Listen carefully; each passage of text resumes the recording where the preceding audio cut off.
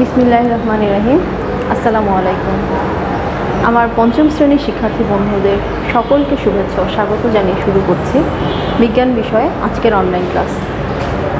শিক্ষার্থী বন্ধুরা, আজকে আমি তোমাদের পাঠ্য বইয়ের 11তম অধ্যায় অর্থাৎ আবহাওয়া ও জলবায়ু এই অধ্যায়টি পাঠ করব।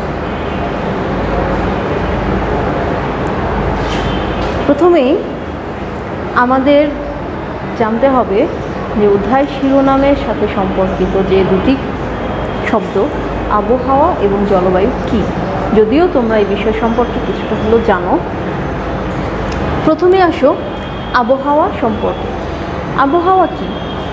আবহাওয়া হলো কোনো নির্দিষ্ট সময়ে কোনো নির্দিষ্ট স্থানে আকাশ ও বায়ুমণ্ডলের সাময়িক অবস্থা। মানে এটা বুঝতে গেলে আগে আমাদের জানতে হবে যে আজকের দিনটা, তোমরা একটু চিন্তা করো যে আমাদের আজকের দিনটা কেমন। একটু বাইরের দিকে তাকিয়ে দেখো যে তোমাদের আজকের পরিবেশটা বাইরে কীরকম আছে। আমি যখন এই ভিডিওটি করছি তখন কিন্তু মোটামুটি দুপুরবেলা। তো এই সময়ে আজকে আকাশটা বেশ পরিষ্কার, বেশ রৌদ্রোজ্জ্বল একটি দিন। তার মানে হালকা একটু আমরা কি ধরে নিতে পারি যে হালকা একটু আমাদের গরম ফিল হচ্ছে বা একটু গরম লাগছে। ধীরে ধীরে রৌদ্র উঠছে, যদিও সকালে একটা সময় ছিল সকালবেলা ততটা একটু মেঘাচ্ছন্ন ছিল। ধীরে ধীরে মেঘ কেটে পরিষ্কার হয়ে কী করছে, রোদ উঠেছে। তার মানে আজকের ওয়েদারটা কীরকম, এরকম একটু রৌদ্রোজ্জ্বল দিন। তো এই যে ওয়েদারটা, এই যে আজকের দিনটা থেকে আমরা বলতে পারি যে অল্প একটি সময়, মানে এই সময়টাতে আকাশের অবস্থাটা কেমন বা বায়ুমণ্ডলটা কীরকম, একটু গরম ফিল হচ্ছে বা আকাশটা একটু একদম পরিষ্কার আছে। তো এই মুহূর্তটা বা এই অবস্থাটি হচ্ছে আবহাওয়া। তাহলে আমরা আবহাওয়া বলতে কী বুঝলাম? যে আবহাওয়া হলো কোনো নির্দিষ্ট সময়ে নির্দিষ্ট স্থানে আকাশ ও বায়ুমণ্ডলের সাময়িক অবস্থা। কারণ নির্দিষ্ট সময় বলছি কারণ সকালের আবহাওয়া একরকম হতে পারে, ধীরে ধীরে আবহাওয়া পরিবর্তিত হয়ে দুপুরে একরকম হতে পারে, আবার রাতের দিকে আবহাওয়া পরিবর্তন হতে পারে। তাহলে নির্দিষ্ট সময় এবং নির্দিষ্ট স্থান কেন বলছি? কারণ একই দেশের একই সময়ের বিভিন্ন দেশের আবহাওয়া বিভিন্ন রকম হতে পারে, বা একই দেশের বিভিন্ন অঞ্চলের আবহাওয়া কিন্তু বিভিন্ন রকম হতে পারে।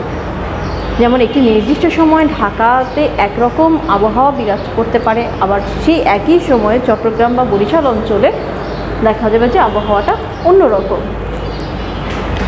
তাহলে আবহাওয়া নির্ভর করছে, আবহাওয়া হচ্ছে কি একটি নির্দিষ্ট স্থানে নির্দিষ্ট সময়ে আকাশ ও বায়ুমণ্ডলের সাময়িক অবস্থা। আর এ কারণেই কী হচ্ছে, দেশে বিভিন্ন স্থানে বিভিন্ন সময় আবহাওয়া কিন্তু ভিন্ন ভিন্ন হয়।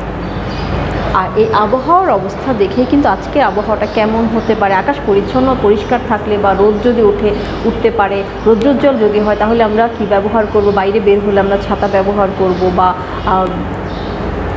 আমাদের আজকে আবহাওয়া দেখে কিন্তু আমরা নির্ণয় করতে পারি যে আমরা কী ধরনের কাপড় পরে আজকে বের হব বা কী ধরনের কাপড় পরিধান করব।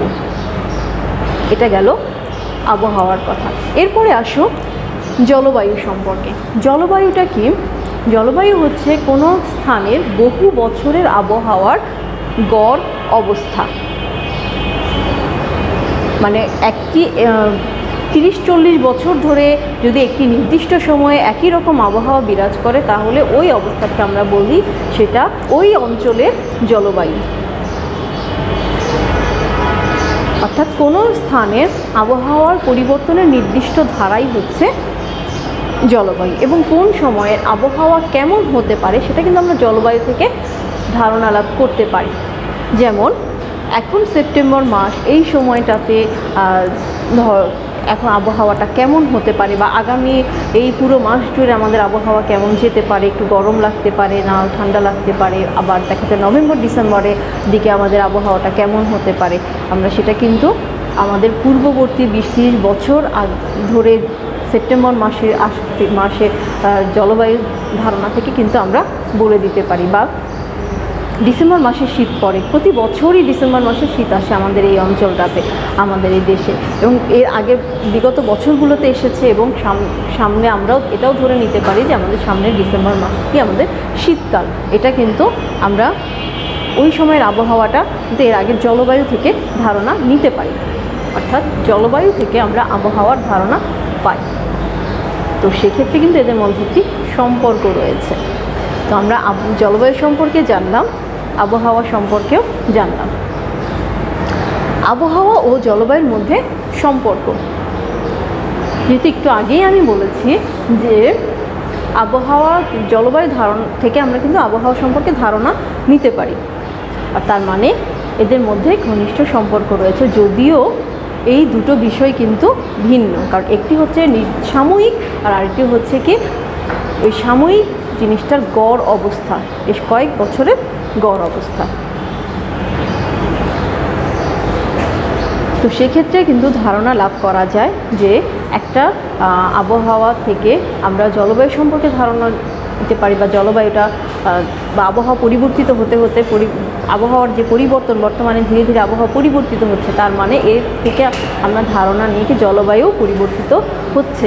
আর জলবায়ু থেকে আমাদের সবসময় ধারণা নিচ্ছে যে আমাদের এই সময়টার আবহাওয়া কেমন হতে পারে। যেমন শীতকাল সম্পর্কে আমরা জানি যে প্রতি বছর ডিসেম্বরের দিকে, নভেম্বর, ডিসেম্বর, জানুয়ারি আমাদের দেশে এই সময়টাতে কী থাকে, শীতকাল বিরাজ করে। আবার বর্ষা শুরু হয় কিন্তু জুনের মাঝামাঝি, অর্থাৎ আষাঢ়ের শুরুর দিকে, মানে আমাদের দেশের মাস অনুযায়ী দেখা যাচ্ছে জুনের মাঝামাঝি সময় বর্ষা শুরু হয় এবং আগস্ট মাস পর্যন্ত এই বর্ষাকালটা চলে। অর্থাৎ বর্ষা ঋতুটা শুরু হওয়া সম্ভাব্য সময় আমরা জলবায়ু থেকেই ধারণা নিতে পারি। শীতকাল, গ্রীষ্মকাল, এই যে বিভিন্ন ঋতুর ধারণা, এটা কিন্তু আমরা আবহাওয়া থেকে এই জলবায়ু সম্পর্কে ধারণা নিতে পারি যে কোন মাসে আমাদের গ্রীষ্মকাল, কোন মাস জুড়ে আমাদের বর্ষাকাল, বা কোন মাসে আমাদের শীতকাল হয়।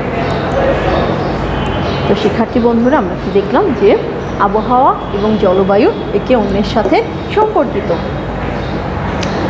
এছাড়াও এদের উপাদান দিয়েও কিন্তু সম্পর্কিত, কারণ জলবায়ু এবং আবহাওয়া এই দুটো বিষয়ের উপাদান কিন্তু একই। আবহাওয়ার যে উপাদানগুলোর কারণে আবহাওয়া পরিবর্তিত হয়, দেখা যাচ্ছে যে ঠিক সেই একই উপাদানের কারণে জলবায়ুরও পরিবর্তন সাধিত হয়। তাহলে আবহাওয়া ও জলবায়ু উপাদানগুলো কি কি আমরা পাচ্ছি? তাপমাত্রা, আর্দ্রতা, বায়ু প্রবাহ, মেঘ, বৃষ্টিপাত এবং বায়ুচাপ। এই উপাদানগুলো পরিবর্তনের কারণে আবহাওয়া এবং জলবায়ু পরিবর্তিত হচ্ছে। যেমন তোমরা জানো, তাপমাত্রা পরিবর্তনের কারণে কিন্তু আবহাওয়া পরিবর্তিত হচ্ছে। সকালে এক ধরনের তাপমাত্রা, ধীরে ধীরে তাপমাত্রা বাড়তে থাকে, পরে আবহাওয়া কিন্তু গরম হয়ে ওঠে। সেরকমভাবে গ্রীষ্মকালে তাপমাত্রা বেশি থাকে, তাই গ্রীষ্মকালে গরম পড়ে, আবার শীতকালে তাপমাত্রা কম থাকে, সে কারণে আমাদের শীতকালে ঠান্ডা লাগে।